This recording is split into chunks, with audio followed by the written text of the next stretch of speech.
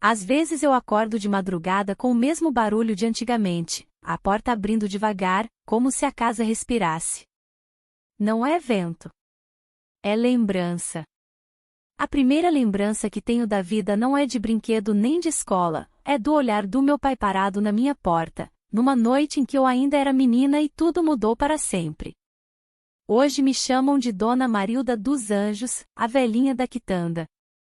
Na feira de sábado, em São José do Belmonte, vendo broa de milho e doce de leite. Quem passa compra 2, 3, deixa R$ 5 e diz que é para dar sorte. Eu sorrio, ajeito o troco, amarro o pano na cabeça. Ninguém imagina que estas mãos, que pesam farinha e enrolam cocada, já tremeram por muito tempo com medo. Cresci numa casa de taipa com alpendre, chão batido e fogão a lenha. O quintal tinha galinha, um pé de umbu que dava sombra boa e uma cerca mal ajambrada para o bode não escapar. A gente acordava cedo. Mãe, Dona Luzia, fervia café preto com rapadura, e eu ralava mandioca para a goma da tapioca. Pai, seu Severino, organizava os homens para a roça. O rádio de pilha só pegava quando o céu queria. Escola era um cômodo de janela alta, uma professora só, caderno com capa de papel pardo. Meu irmão, Aristeu, era orgulho de pai. 2 anos mais velho, sabia lidar com o arado, negociar saco de feijão na venda, falar bonito com quem vinha da cidade. Homem aprende a conduzir. Mulher aprende a calar, ele dizia, sem levantar a voz. Não era grito. Era regra. Para mim sobrava a casa, lavar, cozinhar, costurar barra de saia, aprender a fazer sabão de cinza. Eu pensava que a vida era do tamanho da nossa cerca. O sertão ensina devagar. Vem seca, vem chuva de estalo, vem festa do padroeiro com fogos e promessas. A gente ia à missa de domingo, voltava pela estrada de barro, eu gostava do cheiro de terra molhada quando dava trovoada ao longe. Tinha dia de feira grande, mãe trocava ovos por sal, eu sonhava com um vestido azul da banca de retalho. Não havia muita coisa a desejar. O desejo da gente era pequeno para caber dentro da vida. Tudo desandou no meio de um inverno pesado. Aristeu caiu de cama com uma febre que queimava o olho. No começo falaram que era só quebra-mole, coisa de passar. Em 2 dias ele já não se levantava. Levaram para o posto com lamparina na mão, a estrada uma lama só. Voltou no silêncio que todo mundo entende sem explicar. A gente enterrou com pressa por causa do calor, e a casa ficou grande demais para 3 pessoas. Meu pai não chorou. Sentou no banco do alpendre e ficou olhando para a estrada, como quem espera alguém voltar pelo mesmo caminho. À noite, o barulho da cadeira arrastando, o gole de pinga, a tábua do assoalho gemendo. Mãe andava leve para não acordar lembrança. Eu aprendi a respirar curto, como quem esconde o peito dentro do próprio corpo. Depois da morte de Aristeu, pai começou a falar pouco e a beber muito. Parou de benzer a comida, parou de ajeitar o chapéu na cabeça antes de sair. O depósito de tijolo na cidade ficou por conta dos ajudantes, que começavam a ir embora um por um. Quando ele voltava, o cheiro de cana forte entrava pela casa antes dele. A mesa pesava mais. As pessoas também. Foi nesse tempo que ele começou a me chamar para acompanhar as contas. Se é o que sobrou, tem de aprender, ele dizia, me entregando um caderno com números tortos. Eu anotava preço de prego, de lata de tinta, fazia conta no dedo. Na rua, cumprimentava a gente, parecia direito. Em casa, o olhar não batia no mesmo lugar. Não era raiva de antes, era outra coisa que eu ainda não sabia nomear. Mãe via e baixava os olhos. Teu pai está sem rumo. A gente aguenta até passar. Passou não. As noites ficaram longas. A lamparina fazia sombra nas paredes, e eu contava os estalos do telhado para saber a hora. Tinha noite que ele só rondava a casa, passava na porta do meu quarto, parava um instante, e ia embora. Tinha outra que a mão tocava a madeira, o ferrolho chiava leve. Eu fechava os olhos e fingia sono. O colchão de palha avisava qualquer peso que não era meu. O corpo da gente aprende um jeito de virar pedra por dentro para não tremer por fora. A primeira vez que ele sentou na beirada da minha cama, o quarto ficou menor. O cheiro de pinga queimou minha garganta. Ele disse um nome que não era o meu. Não levantei, não respondi. O silêncio fez o serviço que a palavra não dava conta. Minha respiração era um fio. Eu só pensava em não acordar mãe, em não acordar a casa inteira para aquilo que eu não sabia como desfazer. Quando ele levantou, o colchão voltou ao lugar devagar, e as paredes continuaram de pé como se nada tivesse acontecido. De manhã, tudo seguia igual. Eu fervia a água, mãe mexia o angu, ele amarrava o cadarço. O sol batia no terreiro, a vida continuava, e era nisso que doía. A gente não tinha palavra para essas coisas. Tinha o hábito. O corpo marcava a hora sem relógio. Eu desenvolvi um cuidado com as mãos, como se cada prato lavado fosse um assunto que precisava ficar limpo por fora para ninguém notar a sujeira de dentro. Os vizinhos vinham trazer reza e comentário. Seu Severino é homem trabalhador. A dor dele é grande. Gente assim fala olhando para o chão, para não ver o que está na cara. O padre passou 2 vezes com terço e água benta, disse que o sofrimento amadurece a fé. Eu só queria dormir uma noite inteira. Não pedi milagre, pedi sono. Numa tarde, mãe entrou no meu quarto sem bater. Eu estava dobrando o lençol. Ela ficou parada, mãos presas no avental. O rosto dela era a cara do medo de sempre, mas a voz saiu firme. Quando ele beber, tranca a janela antes da porta. Não explicou mais. Eu entendi. Em casa, carinho às vezes se dava desse jeito torto, uma instrução seca para tentar segurar o mundo com as 2 mãos vazias. Comecei a inventar serviço para ficar perto das mulheres da rua, ralar cocô com Dona Efigênia, ajudar a benzedeira a separar folha de arruda da de malva, levar recado para a moça da venda. Por uma hora eu respirava outro ar. Na volta, a estrada de barro parecia mais comprida. A gente aprende o tamanho da própria solidão contando passos. Teve uma noite de chuva fina em que ele confundiu o caminho do quarto. Ou fingiu. Não sei. O assoalho avisou antes. O corpo, deitado, virou pedaço de sal. Eu ouvi meu nome errado de novo, misturado com outro que a casa conhecia. O peso na beira do colchão fez a rede da sala render, como se a casa se lembrasse junto. Não houve grito. Não havia autorização para grito. Tinha o barulho da água caindo do beiral, uma respiração que não era minha, e a certeza, pela primeira vez, de que não era um engano que iria passar. No outro dia, lavei o lençol no tanque até a mão arder. Mãe chegou por trás, tocou meu ombro. Não me olhou. Deixa a roupa de molho na cinza. Tira a melhor. Foi o que ela conseguiu me dar.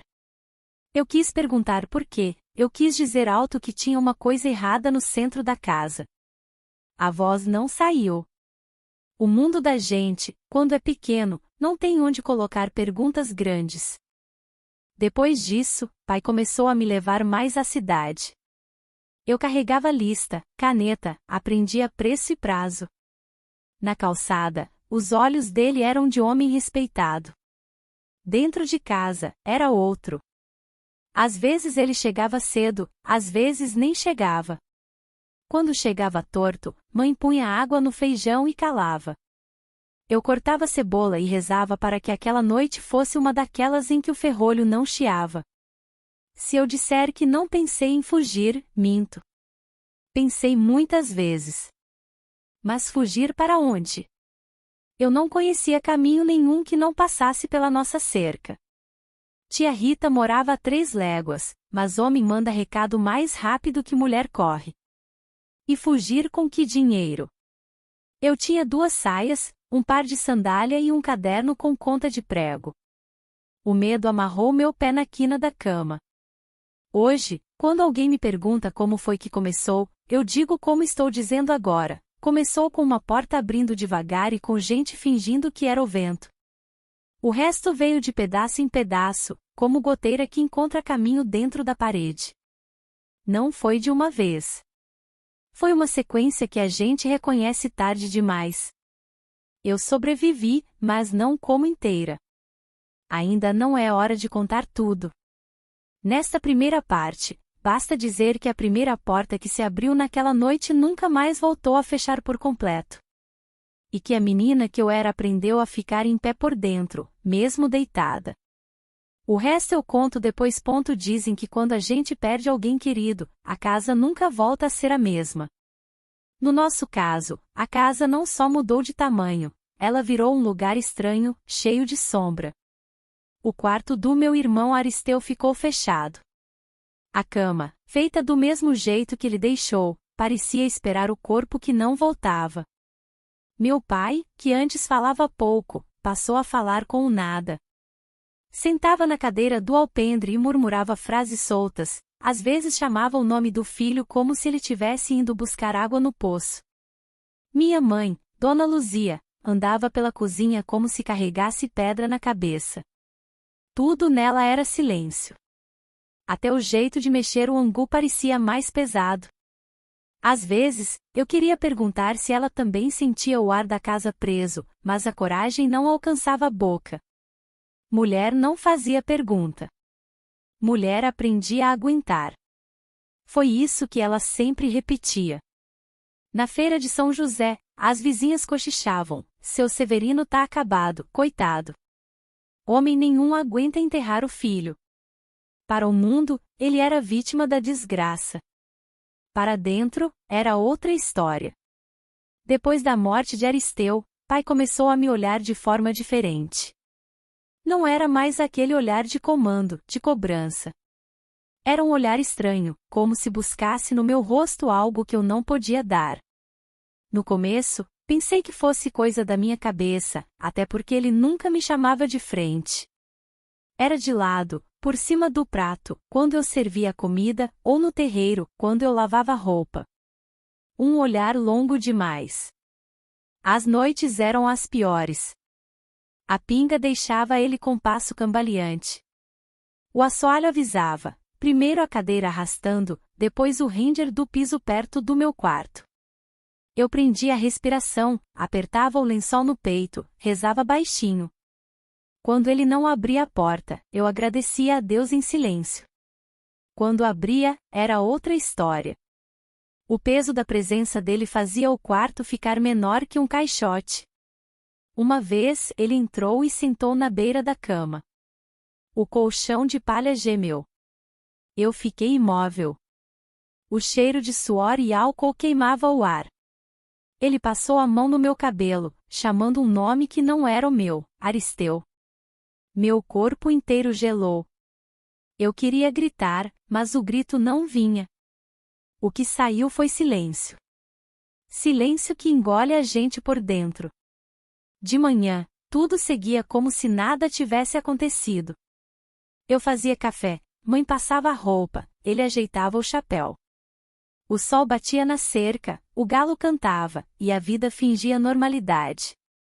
É isso que dói mais, quando a dor não interrompe o mundo. Mãe sabia. Eu sei que sabia. Teve uma noite em que ela me encontrou lavando lençol no tanque, esfregando tanto que meus dedos ficaram vermelhos. Ela pôs a mão no meu ombro e disse apenas: deixa de molho na cinza, sai melhor. Não falou mais nada. Aquele silêncio dela foi como faca. Eu queria ouvir que ela me protegeria, que ia me tirar dali, mas ela só me deu um conselho seco, como quem cuida de roupa, não de filha. Eu comecei a inventar desculpas para não ficar sozinha em casa. Ajudava a Dona Efigênia a ralar cocô, levava recado para o armazém, ficava na horta até escurecer. Mas sempre tinha que voltar. A estrada de barro parecia cada vez mais comprida, como se me empurrasse de volta para o medo. No povoado, ninguém desconfiava. Pelo contrário. Alguns diziam que eu era sortuda de aprender sobre os negócios da família. Seu Severino tá preparando a menina para tocar as coisas, comentavam. Eu sorria sem mostrar dente, mas por dentro ardia. Eles achavam que era privilégio. Eu sabia que era sentença. Uma noite chuvosa, o ferrolho chiou devagar. O vento batia nas frestas da janela, e a lamparina tremia na mesa. Ele entrou de novo, tropeçando nas próprias palavras. Chamou meu nome errado outra vez. Dessa vez, não foi só o cabelo que ele tocou. Meu corpo virou pedra, meu coração virou martelo dentro do peito. Não houve grito, não houve defesa. Só silêncio. O silêncio da casa, da mãe, do mundo. Quando amanheceu, ele saiu cedo para o depósito, como se fosse um dia qualquer. Eu fiquei na cama, com os olhos secos de tanto chorar de madrugada. Mãe entrou, viu, e não disse nada. Apenas sentou ao meu lado, segurou minha mão por um tempo, e sussurrou, ele tá doente de tristeza. Vai passar. Mas não passou. Foi assim que aprendi que havia coisas que não tinham remédio, que não havia reza que desse jeito. O pai que deveria proteger se transformava todas as noites em ameaça. E a mãe que deveria me defender se calava, acreditando que silêncio era forma de sobrevivência. Naquele tempo, eu ainda não entendia a dimensão do que estava acontecendo. Só sabia que algo dentro de mim estava se quebrando. E que aquele quebrado não voltaria nunca mais a ser inteiro. Ponto de dia eu aprendi a andar como quem não faz barulho. O passo curto, a saia sem arrastar no piso, o prato pousado na mesa sem bater. O medo vira um ofício quando a gente repete todo dia. Eu sabia a hora em que o sol batia num buzeiro, o minuto em que a sombra chegava na porta do quarto, o tempo do feijão no fogo. Tudo era cronômetro para atravessar até a noite. A casa parecia dividida ao meio, de um lado, a cozinha com fumaça de lenha, o cheiro bom do café do outro, aquele corredor estreito onde a lamparina fazia as paredes crescerem. Mãe, Dona Luzia, virou uma mulher de mãos rápidas e boca curta. Quando percebia a pinga na respiração dele, já separava a caneca, botava uma água no feijão, mexia a panela sem levantar a vista. Se eu tentava falar qualquer coisa, ela cortava com um gesto, agora não. Esse agora não foi virando nunca. Na rua, tudo era outra pele. No mercado, as pessoas perguntavam do depósito, do preço do tijolo, se a chuva tinha estragado a estrada. Eu respondia com o que sabia e com o que aprendia ouvindo ele. Prazo é 15 dias, um tijolo, só por encomenda. As mulheres da feira me chamavam para perto, ofereciam um pedaço de bolo de milho, pediam ajuda para pesar farinha. Uma delas apertou minha mão e disse: "Você tá mais magra, menina." Eu sorri sem dente, como quem evita fotografia. Fome não era. Era outro tipo de falta. Voltei à escola por algumas semanas, porque a professora, Dona Terezinha, insistiu. Ela mandou recado dizendo que eu tinha letra bonita e cabeça esperta. Fui 2, 3 vezes, caderno encapado com papel pardo, lápis apontado na faca. No quadro, as letras pareciam arrumadas, obedientes, coisa que no mundo real não ficava daquele jeito. Um dia, no recreio, uma colega perguntou baixinho por que eu vivia com olheiras. Disse que era por causa de água no telhado. Não menti por mal, menti porque era o único jeito de caber na conversa. Na semana seguinte, pai me mandou acompanhar a contagem do depósito e não voltei mais. A professora mandou o caderno por um menino da rua.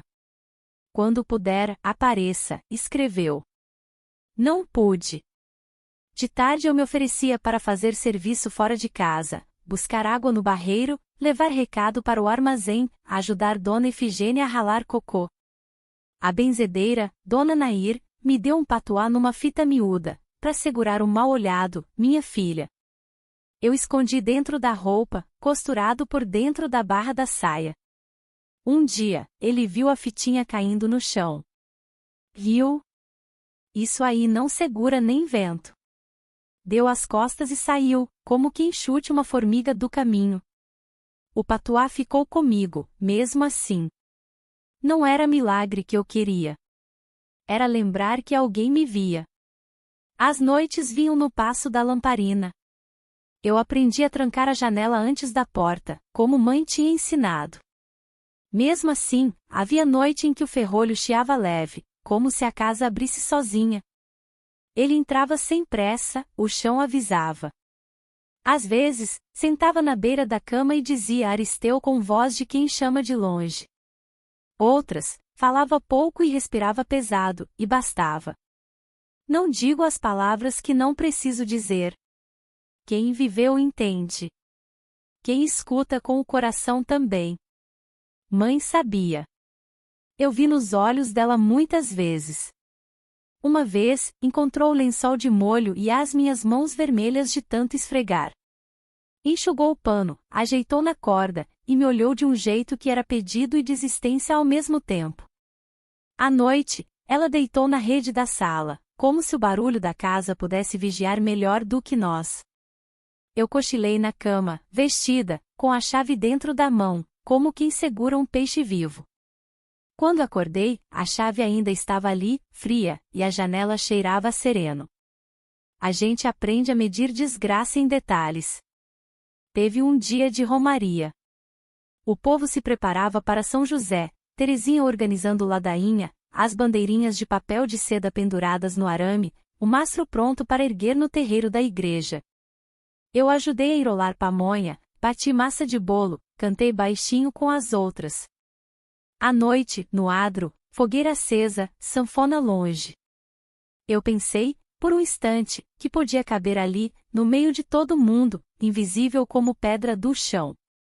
Na volta, a estrada de barro pareceu mais curta.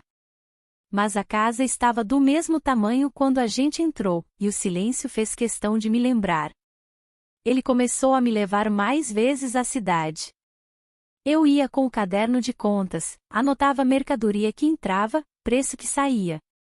Na calçada, ele era o homem de chapéu, respeitado. Por dentro, os olhos dele tinham uma sombra que não combinava com luz do meio-dia. Um ajudante, seu Naldo, me ensinou a somar de cabeça, a conferir nota, a não aceitar troco errado. Mulher esperta não assina papel sem ler. Eu aprendi.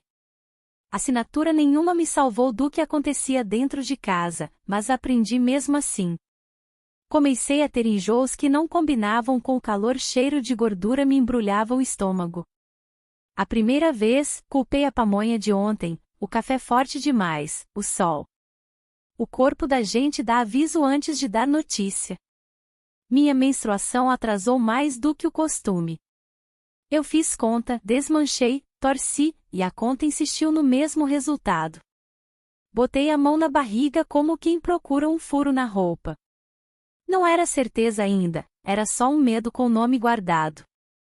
Tentei falar com mãe numa manhã em que ele tinha saído cedo. Ela picava a cebola, o olho ardendo, não se sabia se de tempero ou de outra coisa. Eu disse mãe de um jeito que eu não dizia desde menina. Ela virou o corpo, mas não levantou a vista. Eu gaguejei, parei, comecei de novo. Acho que, ela largou a faca na tábua e respirou fundo. Não termina a frase. Ficamos as duas paradas, o cheiro de cebola tomando conta da cozinha, as moscas rodando devagar, como se o tempo tivesse resolvido sentar conosco. Ela enxugou as mãos no avental, a gente vê isso depois. O depois dela sempre vinha com a porta de noite. Ele também mudou de dia. Começou a encostar a mão no meu ombro quando passava por mim, a ajeitar uma mecha do meu cabelo, a corrigir o jeito que eu segurava a caneta. Gesto que, na rua, é cuidado, e em casa, era lembrança. Eu me encolhia sem mexer o corpo. Tem um jeito de ficar menor por dentro que ninguém nota por fora. Uma tarde, o ajudante do depósito desafiou o pai por causa de um desconto. Disseram meia dúzia de palavras tortas, a voz dele subiu um tom, e o homem foi embora jogando a conta no balcão. Gente ingrata, ele resmungou. Na volta, bateu a porta tão forte que o vidro da cristaleira tilintou. Bem mais tarde, passou pelo meu quarto, parou um segundo, e seguiu. A raiva dele nunca vinha sozinha. Vinha com silêncio e com lembrança ruim. Eu aprendi a reconhecer quando a noite ia ser pesada só pelo modo como ele amarrava o cordão do sapato. As meninas da rua começaram a falar de casamento. Uma ficou noiva, outra foi morar na casa da sogra, outra ganhou um vestido florido e um rádio novo. Eu ouvia e fazia que sorria, imaginando se algum dia meu nome podia estar numa conversa leve dessas. Mas o mundo da gente tem medida. No meu, essa conversa era coisa de vitrine, bonita, longe, sem preço marcado. No terreiro, o mandacaru deu flor na madrugada. Mãe me chamou baixinho para ver, como se flor fosse segredo. Ficamos as duas, caladas, olhando aquela coisa branca que só dura até o dia clarear. Foi ali, do lado de fora, que ela disse a frase mais longa em muito tempo: se alguém perguntar qualquer coisa, você diz que não sabe. Mulher que fala demais perde o respeito. Eu não discuti. Só guardei a flor nos olhos para quando precisasse de uma coisa limpa para lembrar. Na semana seguinte, amanheci tonta. Fiz o serviço do mesmo jeito, mas precisei sentar 2 vezes para o mundo não virar. Depois do almoço, encostei a cabeça no batente e dormi um sono pesado, desses que o corpo pede sem pedir licença. Quando acordei, coloquei a mão no ventre outra vez. Não tinha certeza, mas o medo já era um móvel dentro de mim. Não era atraso de chuva. Era atraso de dentro. Nessa mesma noite, a lamparina apagou antes da hora. O pavio encurtou, e a sala ficou num escuro que não era de todo escuro, porque a casa conhece a gente até no breu. Ele chegou mais cedo, sem tropeço, com aquela calma ruim que era pior do que o cambaleio. Parou na porta, a mão no batente, e disse meu nome, o certo. Eu entendi que o tempo das confusões tinha passado. O que viria dali para frente não era delírio. Era escolha.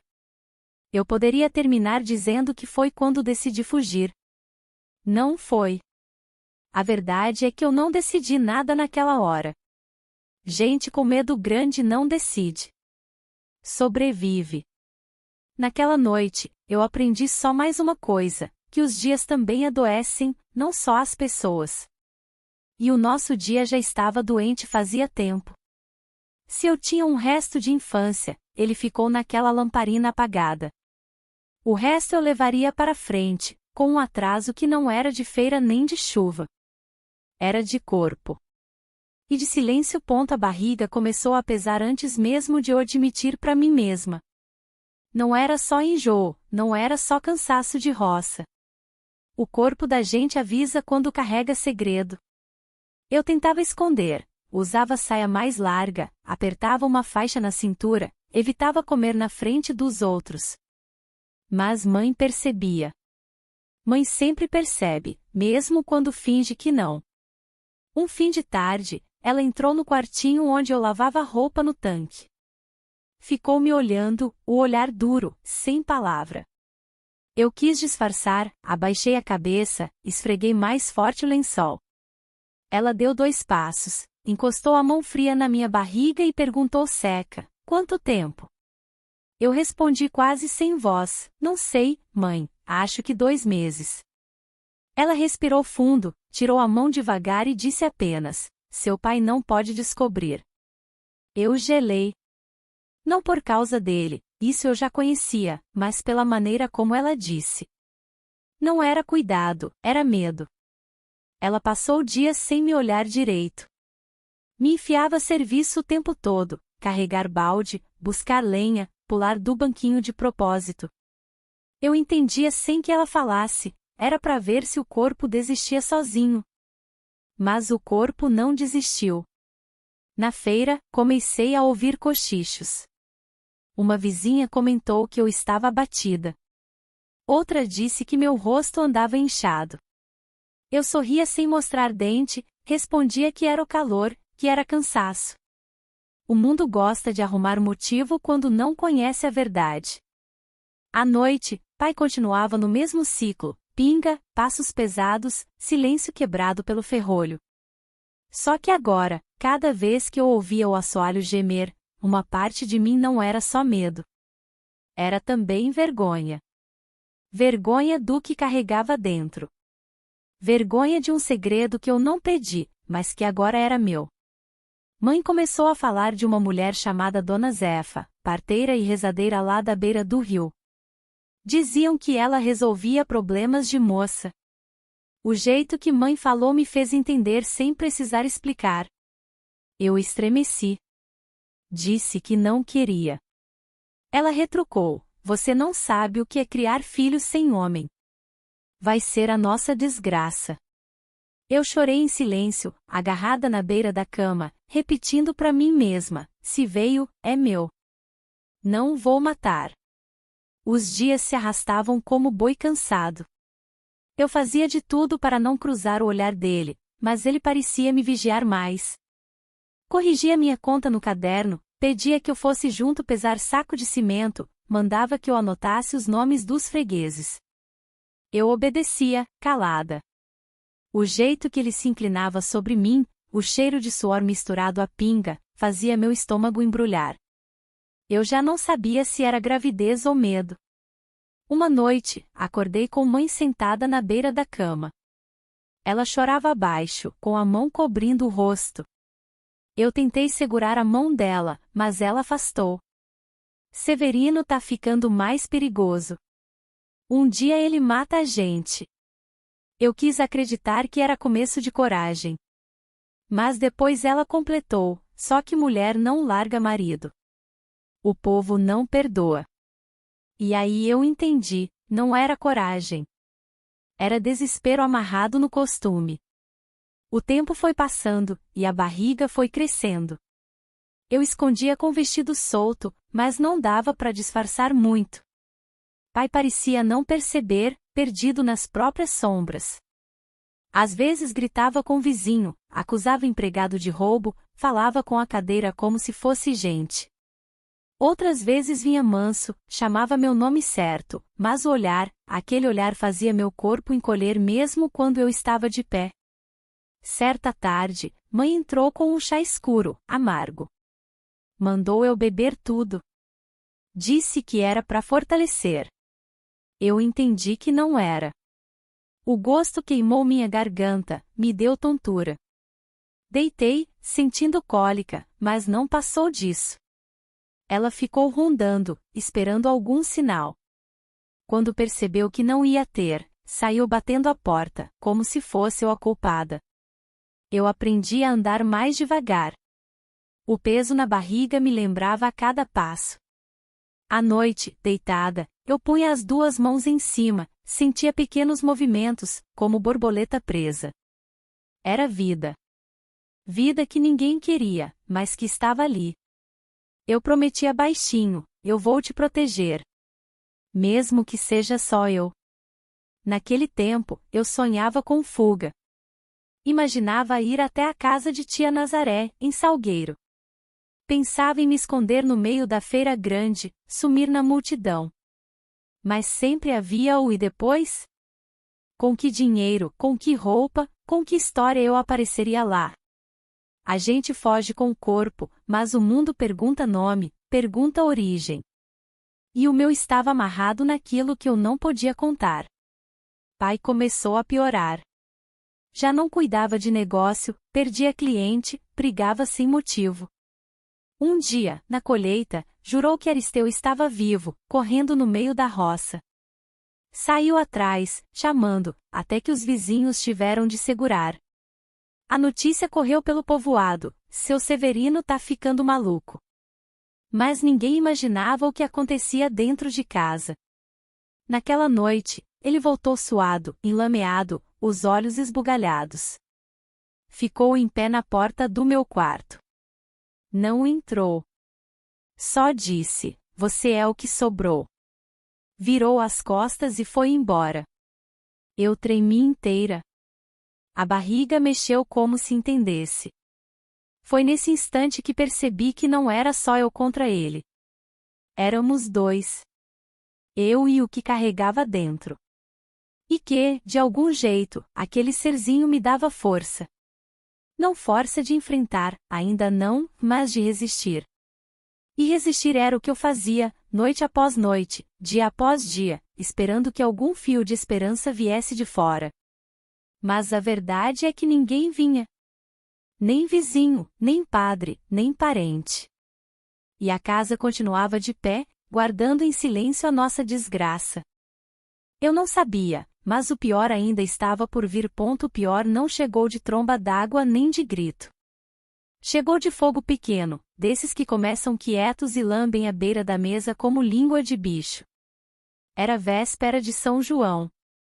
O povo do povoado enfeitava a rua com bandeirinha, o cheiro de milho verde e canjica atravessava a noite, e a sanfona chorava longe. Em casa, mãe botou água para ferver e separou lenha seca. Eu tinha esperança de que a alegria dos outros acalmasse o nosso dentro. Ilusão é um jeito que a gente encontra de dormir um pouco. Pai saiu cedo dizendo que ia até a cidade acertar umas contas. Voltou quando o céu já estalava de fogos, com o passo torto e a fala enrolada. Trouxe no braço um embrulho de papel pardo com um lampião novo, desses bonitos, vidro limpo, pavio comprido.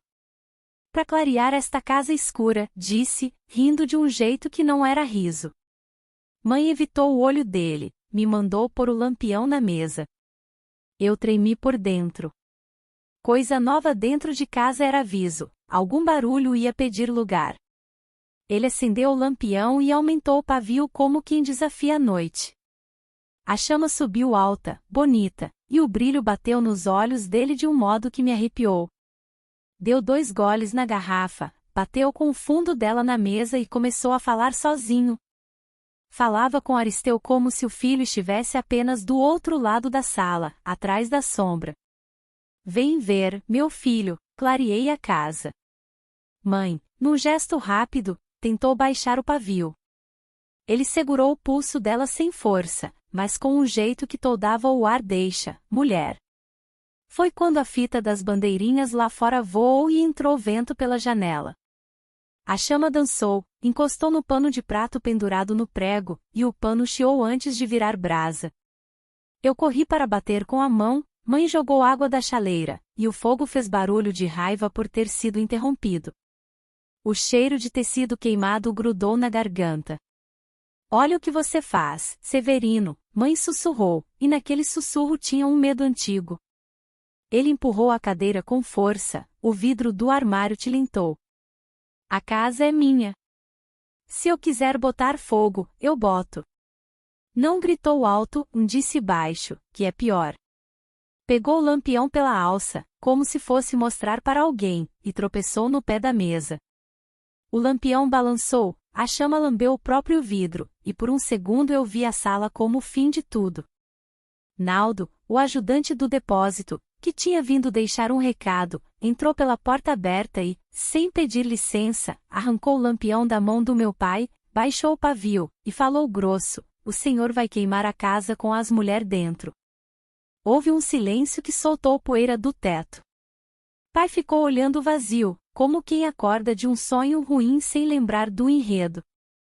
Naldo nos encarou rápido, primeiro a barriga que eu tentava esconder, depois o rosto de mãe. Entendeu sem perguntar. Vou buscar água no barreiro, por via das dúvidas, disse, e foi. Quando voltou, a gente já tinha lavado o medo com um balde. O pano de prato virou cinza, a mesa ficou com uma mancha preta do tamanho de uma mão. Não era grande. Era um retrato. Na madrugada, a fogueira dos vizinhos estalava, e a conversa das pessoas ria alto para espantar mau agouro. Dentro, a casa estava muda.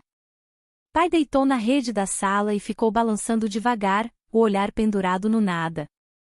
Mãe deitou sem dormir. Eu sentei na beira da cama com as mãos sobre o ventre. A criança mexeu, como se também quisesse avisar, ainda estou aqui. Ali eu entendi que não dava mais para esperar a sorte dos outros. A gente precisava arrumar um depois. De manhã, apareceram 3 histórias. A primeira veio pela boca de Dona Efigênia, seu Severino quase bota fogo na casa. A segunda veio pelo olho do padre Joaquim, que viu a mancha preta na mesa e a marca de fumaça na parede. Homem sofrido precisa de cuidado. A terceira veio pela coragem tímida de Naldo. Se a senhora quiser, eu falo com a prefeitura. O povo anda levando o doente perigoso lá para o hospital de Salgueiro. Não é cadeia. É lugar de acalmar. Mãe ficou de pedra. Eu respirei e perguntei, e como é que faz? Naldo explicou que tinha um carro da assistência, uma papelada que alguém de família precisava assinar. É melhor antes de acontecer coisa pior. Mãe segurou o pano do avental com força. Eu vi a luta dentro dela, o escuro brigando com o costume. Mulher não larga marido. Mas mulher também não enterra 2. Ela olhou para mim, para o meu ventre, e o olhar dela enfim pediu ajuda sem voz. Fala, disse. E Naldo falou. Em 2 dias, o carro veio. Não foi ambulância com sirene.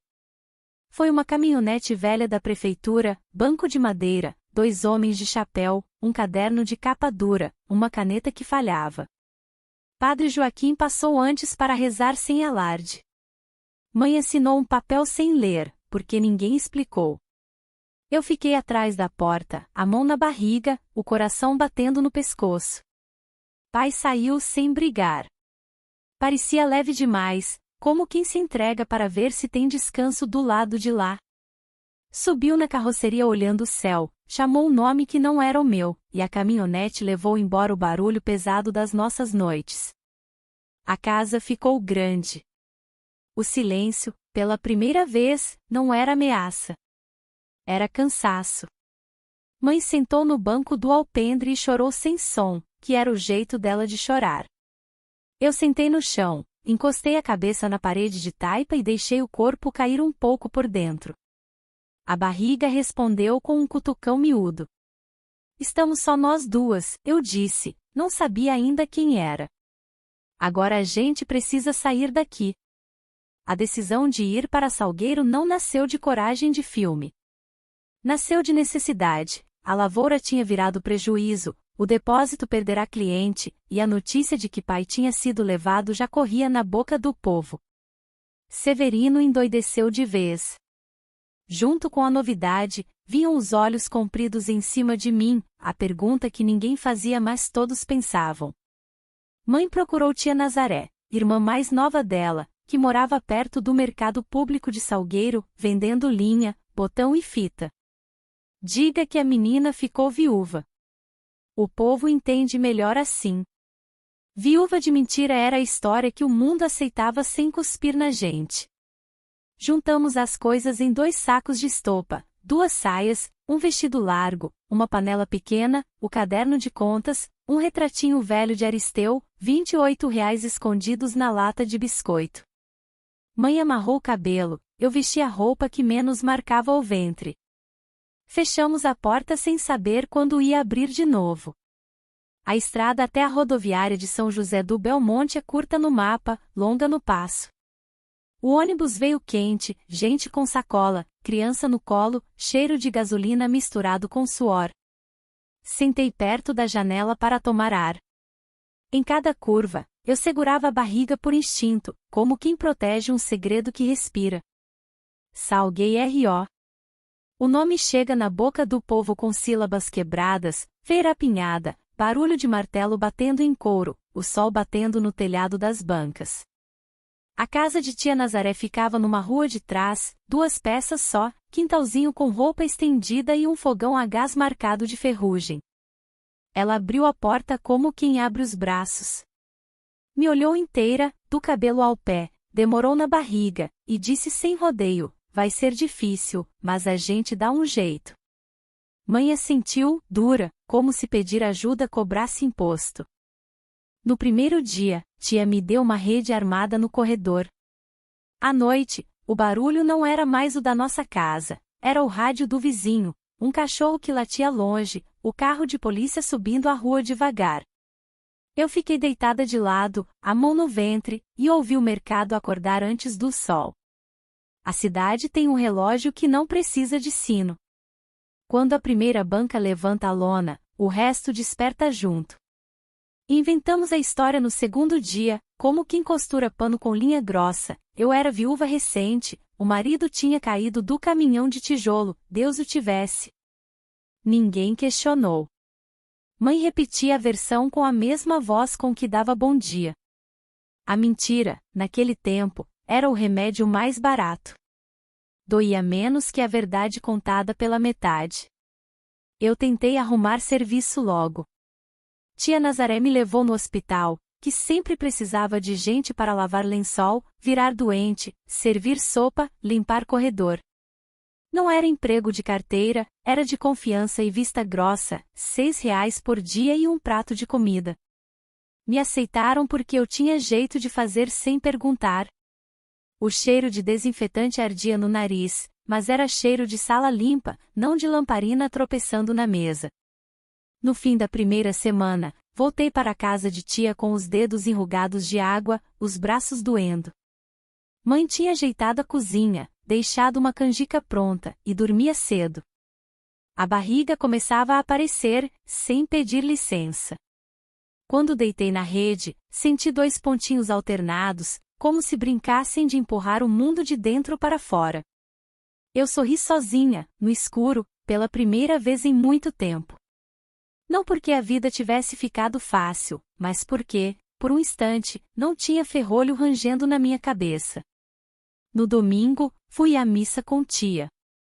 Sentei no banco do fundo, olhei o altar e disse uma reza que não era pedido, era aviso: eu vou continuar. A fé, para mim, nunca foi grito. Foi fio. Mesmo puído, eu segurava. Eu queria dizer que, a partir dali, melhorou de vez. Não melhorou. A vida não vira de página só porque a gente troca de telhado. O passado veio dentro da mala, o medo tentou morar no meu travesseiro. Mas foi em Salgueiro que aprendi que o mundo é maior do que o nosso quintal. E que a palavra que faltava no nosso silêncio podia ganhar algum som, ainda que baixinho. Quando me lembro daquela noite do Lampião, entendo que foi o dia em que a casa decidiu por nós. Não por coragem, repito, por limite. A chama que quase pegou nos ensinou a sair antes que virasse fogueira. Eu sobrevivi, mas não sozinha. Tinha um coração, talvez 2, marcando o passo dentro de mim. E a partir dali, era com eles que eu ia aprender a atravessar a rua. Salgueiro parecia outra vida. As ruas cheias de gente, os pregões da feira misturados com o cheiro de couro, farinha, carne de sol. Eu caminhava atrás de tia Nazaré, de barriga coberta pelo vestido largo, tentando não chamar atenção. Mas barriga cresce, não pede segredo. Cada semana ela empurrava meu corpo para frente como se dissesse: eu existo, quer você queira ou não. Tia me arranjou de vez no hospital. Serviço pesado, trocar lençol de doente, levar balde de água, dar sopa na boca de quem não conseguia segurar a colher. Os dedos ficavam murchos de tanto pano molhado, o corpo doía, mas eu me sentia útil. Era melhor do que ficar trancada em casa esperando o ferrolho render. No hospital, havia barulho de gente, não de silêncio. Lá conheci uma enfermeira velha, Dona Dalva. Ela percebeu logo meu jeito encurvado, como quem tem medo de ocupar espaço. Um dia me chamou no canto. Menina, tu precisa olhar para frente. Olhar pro chão só serve para tropeçar. Eu não respondi. Mas guardei. Foi a primeira vez que alguém falou comigo sem me medir pela barriga nem pelo sobrenome. A barriga foi crescendo até não dar mais para esconder. Uma manhã, enquanto eu servia mingau a um paciente, senti um enjoo tão forte que quase desmaiei. Dona Dalva me segurou pelo braço e cochichou. Você tá grávida, não tá? Engoli seco. A mentira não saiu. Ela suspirou e apenas disse: pois cuide. Criança não tem culpa do mundo dos adultos. Voltei para casa com aquilo batendo dentro. Mãe me esperava na cozinha, lavando o prato. Quando me viu pálida, falou sem olhar. Bota gelo na testa. Vai passar. Eu quis contar que não era só tontura, era vida crescendo. Mas ela mesma já sabia. E, como sempre, o silêncio dela era maior que qualquer palavra. No bairro, começaram os cochichos. Diziam que eu tinha sido casada com um homem da roça e ficado viúva cedo. Essa foi a versão costurada por tia Nazaré, e todos aceitaram. Melhor ser viúva do que mãe solteira. Viúva ainda tinha respeito, mãe solteira tinha dedo apontado. Eu sorria sem dente, confirmava com a cabeça, deixava que acreditassem. A mentira era mais leve que a verdade. À noite, deitava na rede improvisada no corredor e passava as mãos na barriga. Sentia pequenos movimentos, como peixe nadando em rio estreito. Eu falava baixinho, seja quem for, você não tá sozinho. Mãe fingia dormir na cama ao lado, mas sei que escutava. Nunca respondeu. No hospital, comecei a aprender coisas que pareciam simples mas eram novas para mim, medir temperatura, preparar banho de doente, trocar gases sem tremer. As enfermeiras riam do meu jeito atrapalhado no começo, depois começaram a confiar. Uma até disse, você leva jeito. Devia estudar enfermagem de verdade. Eu sorri, mas no fundo pensei, estudar? Com que tempo, com que dinheiro, com que história para explicar? Um médico novo chegou no hospital. Chamava-se Dr. Raul. Jovem, óculos redondo, jeito calmo. Ele percebia quando eu me cansava rápido. Um dia me chamou numa sala e perguntou, sem rodeio. Está de quantos meses? Eu quase desabei. Mas respondi. 4, acho. Ele anotou num papel, me entregou e disse. São vitaminas. A senhora tá fraca. Precisa se alimentar melhor. A senhora. Ele me chamou de senhora. Não de menina, não de moça. Senhora. Como se me desse um pedaço de dignidade que eu não tinha há muito tempo. Voltei para casa com o papel na mão, apertando contra o peito. Tia Nazaré leu e falou. Esse doutor é bom. Vai te ajudar. Mãe ficou em silêncio, mexendo no fogão, como se não tivesse ouvido. Na feira, os olhos das mulheres mediam minha barriga. Algumas perguntavam o nome do falecido marido, outras ofereciam simpatia de rezadeira. Eu respondia com frases curtas, sem deixar brecha. O que me importava era sobreviver sem que ninguém perguntasse demais. Um domingo, tia me levou à missa. O padre falava de perdão, de pecado, de fé. Eu fiquei com a cabeça baixa, a mão na barriga, repetindo só uma frase, me dá força. Não pedi perdão, não pedi explicação. Pedi força. Foi também nesse tempo que percebi que mãe não olhava mais para minha barriga. Evitava.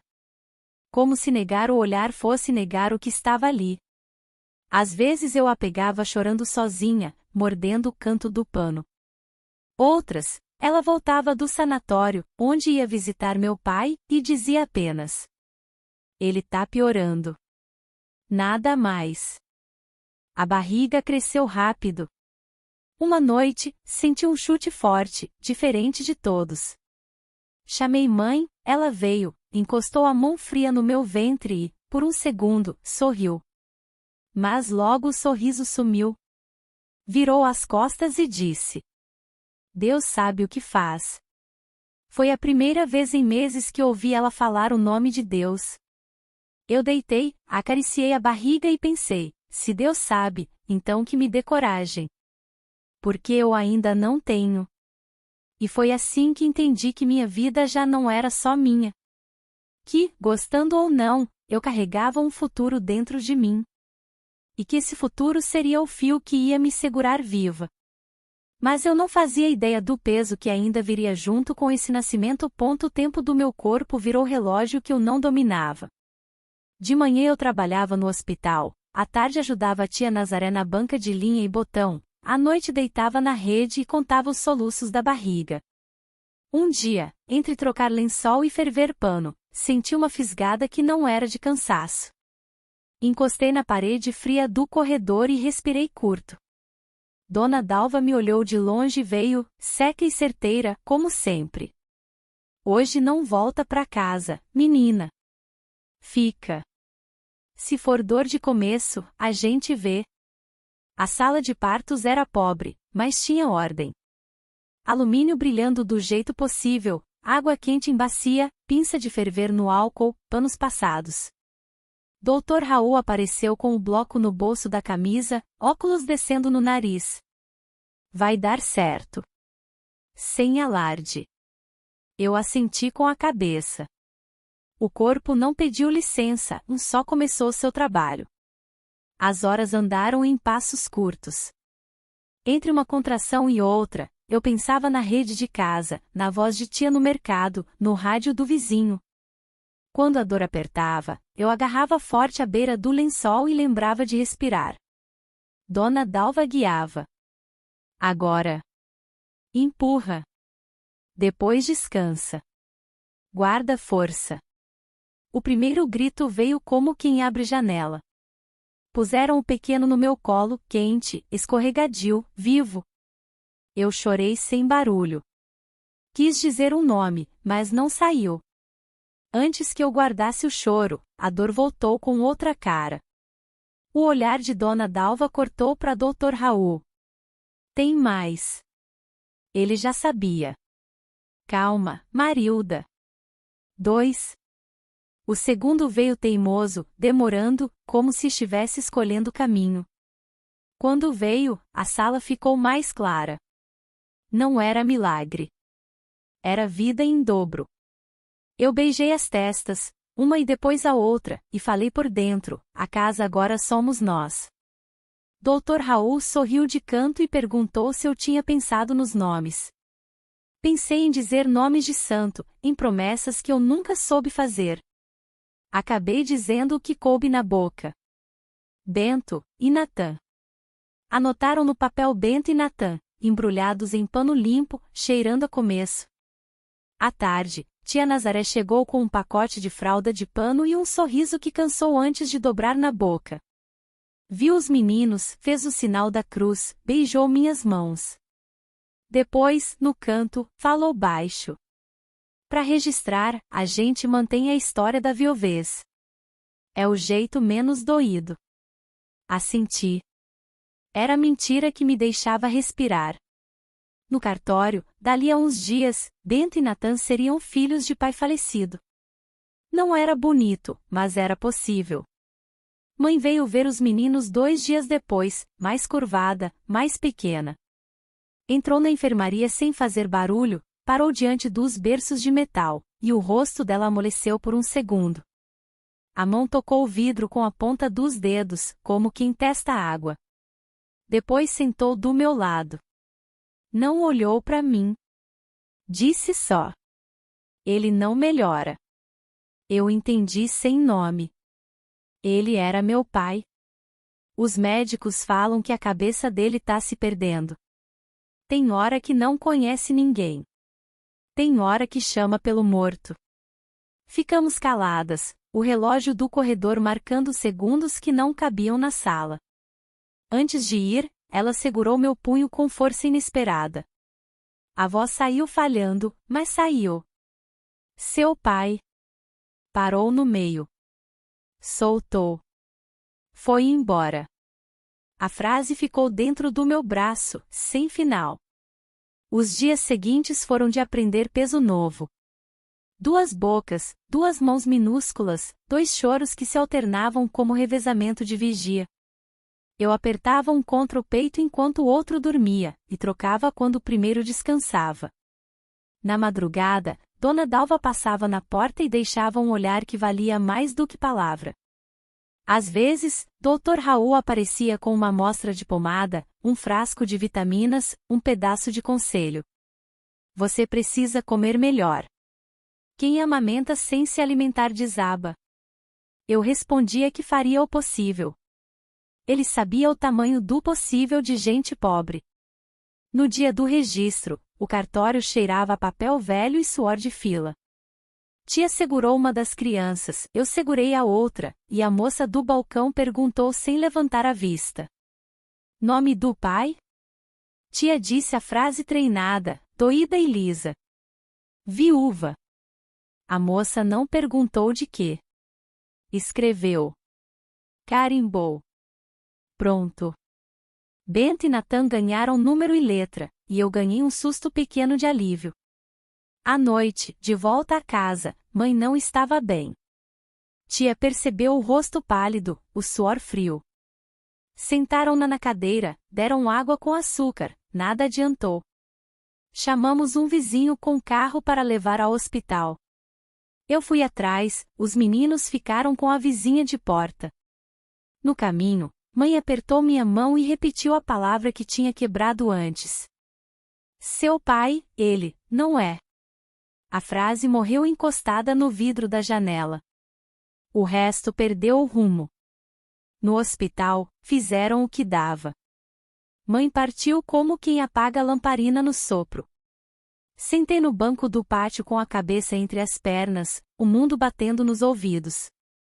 Tia ficou de pé, mãos na cintura, o choro parado no olho. Quando o padre chegou para a bênção, eu não tinha pergunta. Tinha um buraco. Depois, no quarto pequeno onde o corpo aguardava, tia fechou a porta, puxou a cadeira e enfim me olhou no centro. Ela tentou te dizer. Eu vou dizer. Esperei. Severino não é teu pai de sangue. A cadeira pareceu escorregar. Tia continuou, seca, como quem puxa linha que vem de muito longe. Tua mãe engravidou nova, de um homem de fora, desses que passam vendendo coisa e somem. Os avós ficaram com medo de vergonha, arrumaram casamento com Severino. Ele aceitou, mas com a condição de calar. Você nasceu já com a casa levantada em cima de segredo. As peças, que eu fingia não ter, se encaixaram de um jeito que doeu nos dentes. O olhar que eu sempre recebi. A preferência por Aristeu. As noites sem nome. O ódio velho. Não desculpava nada. Só explicava o tamanho do buraco. Tia ainda disse que, quando eu cresci, houve briga por causa de papel, por causa de nome. Minha mãe quis te contar mais de uma vez, não contou. Vergonha segura a língua. Medo também. Voltei para casa com a cabeça pesada e os braços cheios dos meninos. Deitei um de cada lado e fiquei olhando o teto. O corpo, cansado, pedia sono. A cabeça não dava. A frase de mãe, acabada por tia, martelava, ele não é. Aquilo que eu carreguei como destino era, afinal, uma mentira antiga. Não deixava mais leve. Só trocava o tipo de peso. No dia seguinte, Dr. Raul apareceu na banca de tia. Trazia um envelope pardo. Fui ao sanatório ontem, disse, baixo. Fiz o relatório que me pediram. Tia olhou para mim. Eu entendi. Ele continuou. Ele não reconhece quase ninguém. Perguntei de filha, ele negou. Disse que não teve. Chama pelo filho morto. Fiquei em silêncio. Não chorei. Tive vontade de agradecer a um estranho por ter me apagado. Engoli seco. Esse papel ajuda em qualquer coisa de documento. Para proteger vocês. Peguei o envelope. Não abri.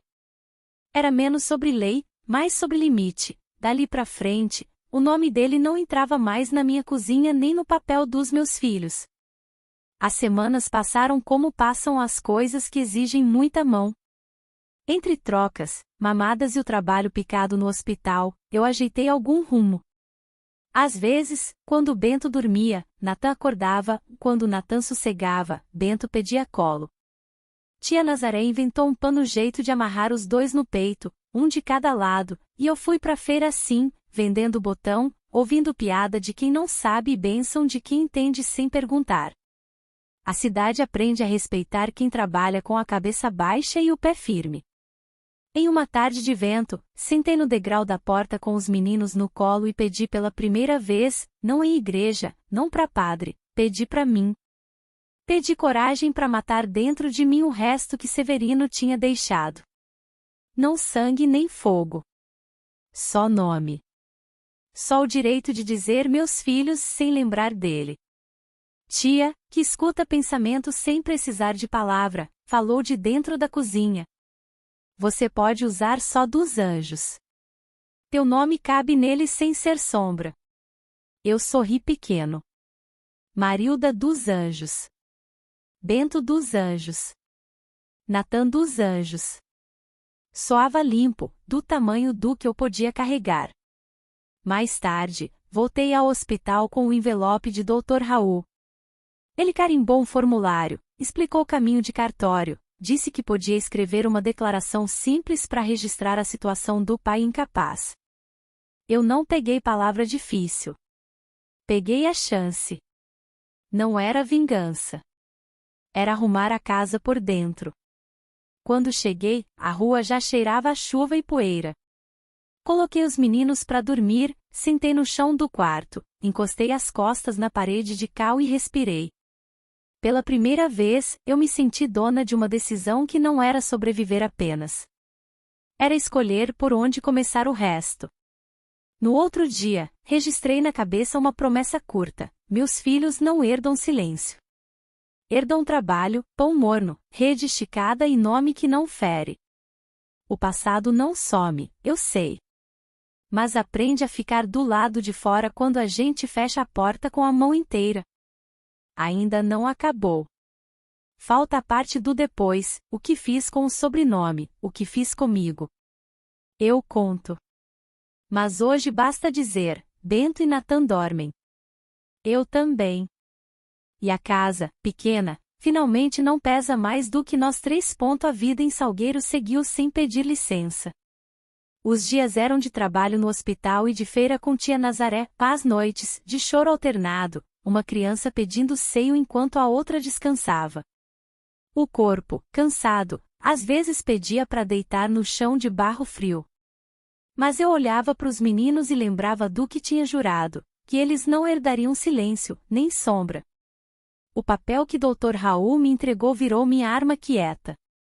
Com ele, tia me levou ao cartório. O funcionário, de paletó gasto, leu, balançou a cabeça e disse: então o pai está interditado, incapaz. Assinei meu nome com a mão trêmula. Marilda dos Anjos. Pela primeira vez, sem o peso do sobrenome dele. Pedi também a inclusão dos meninos, Bento e Natan dos Anjos. O funcionário levantou o olho, perguntou se eu tinha certeza. Eu disse que sim. Mais do que certeza, era necessidade. O carimbo bateu forte, e ali eu matei o último laço com Severino. Quando voltei para casa, mãe já não estava, tinha partido semanas antes. O luto dela era silêncio até na morte. Mas tia, firme, preparou o café e disse: agora é recomeço. Recomeço não é festa. É só menos dor. No hospital, fui crescendo em confiança. Aprendi a aplicar injeção, a medir pressão, a segurar mão de paciente na hora da febre. Uma enfermeira, Dona Olívia, me disse um dia: você tem dom, menina. Devia estudar. Estudar ainda era sonho distante, mas guardei como quem guarda semente na palma. Bento e Natan cresceram fortes, correndo pelo quintal de terra, rindo com dentes de leite. Quando faziam barulho demais, eu fechava os olhos e respirava fundo. Era barulho bom, barulho de vida. Não era o silêncio pesado que um dia encheu minha casa antiga. O passado, porém, insistia em rondar. Um dia, uma vizinha trouxe notícia. Severino morreu no sanatório. Fiquei parada, a criança no colo, sem sentir nada. Nem alívio, nem dor. Só vazio. O homem que um dia fez da minha vida prisão agora era só nome e registro de óbito. Não chorei. Mandei uma coroa simples, sem cartão. Foi o máximo que consegui. Tia Nazaré me aconselhou a considerar as terras do interior, que legalmente ainda podiam cair para mim. Pensei muito. Parte de mim queria abandonar tudo, deixar que a memória morresse junto com aquele chão. Mas outra parte sabia que os meninos precisavam de futuro. Entrei com o processo para dividir. Uma parte vendi, outra guardei em nome deles. Não era apego, era justiça. Nos anos seguintes, conheci gente nova. Entre eles, Roberto, o farmacêutico da Rua do Mercado. Homem educado, jeito calmo, sempre pronto a oferecer ajuda. Quando soube da minha história, a verdadeira, não a inventada, não desviou o olhar. Disse apenas: "Você é mais forte do que pensa." E ficou. Casamos simples, na igreja de São José. Bento e Natan entraram de mão dada, levando as alianças com seriedade que só criança entende. Foi nesse dia que senti, finalmente, que a casa antiga tinha ficado para trás. Os meninos cresceram chamando Roberto de pai. Eu contei parte da verdade quando já eram moços, disse que o pai biológico era um homem doente, que não podia cuidar deles, e que tinham sido escolhidos por um pai de coração. Eles aceitaram com naturalidade. Então temos 2 pais, disse Natan. Mas gosto mais do que ficou. Anos depois, já com cabelos brancos, voltei ao interior. Queria ver o túmulo de Aristeu, meu irmão. Mas nem isso restava. O cemitério tinha sido reformado, as cruzes antigas arrancadas. O chão onde ele dormia agora era outro. Chorei baixinho, não por Aristeu apenas, mas por tudo que a vida enterrou sem pedir. Hoje, aos 83 anos, vendo meus netos correrem na rua de pedra, penso que a vingança nunca foi gritar, nunca foi faca. Foi apagar o nome de um homem que se achava dono da minha vida. O sangue dele morreu com ele. O meu recomeçou aqui, no sorriso dos que vieram depois. Sobrevivi. Mas não inteira. Carrego rachaduras que não aparecem na pele. Só que aprendi a transformar rachadura em passagem de luz. E se falo agora, é porque já não tenho medo do silêncio.